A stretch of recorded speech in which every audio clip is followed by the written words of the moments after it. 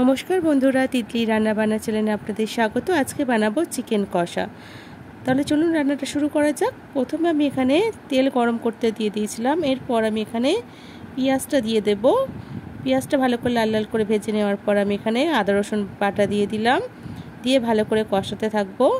আদা রসুনের গন্ধটা যতক্ষণ না যায় ততক্ষণ আমি কষিয়ে নেব। দেখুন কষানো হয়ে গেছে। এরপর আমি এখানে দিয়ে দেব স্বাদ মতো লবণ, হলুদ গুঁড়ো, জিরে গুঁড়ো, ধনে গুঁড়ো, কাশ্মীরি রেড চিলি পাউডার। আমি সামান্য জল দিলাম, কড়াটার মধ্যে লেগে যাচ্ছে বলে। এরপর আমি আর কোনো জল ইউজ করব না। এরপর আমি ভালো করে কষিয়ে নেব। অল্প চিনি দিয়ে দিলাম স্বাদের জন্য।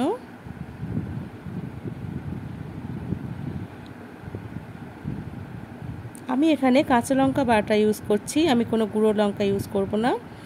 কাঁচা লঙ্কা বাটা দিয়ে দিলাম, আর দিয়ে দিলাম চার মগজ বাটা আর টক দই দিয়ে আবারও ভালো করে কষাতে থাকবো। দেখুন তেল ছেড়ে দিয়েছে মশলা দিয়ে। এবার আমি চিকেনগুলো দিয়ে দেব। দিয়ে আমি এইভাবে আমি কষাতে থাকবো।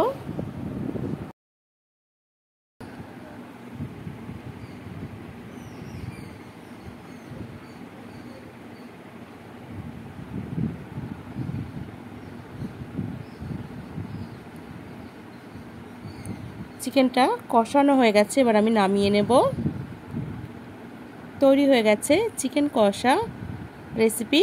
আপনাদের যদি রান্নাটা ভালো লাগে আমার চ্যানেলটিকে লাইক, শেয়ার অ্যান্ড সাবস্ক্রাইব করবেন এবং কমেন্ট করে জানাবেন কেমন লাগলো।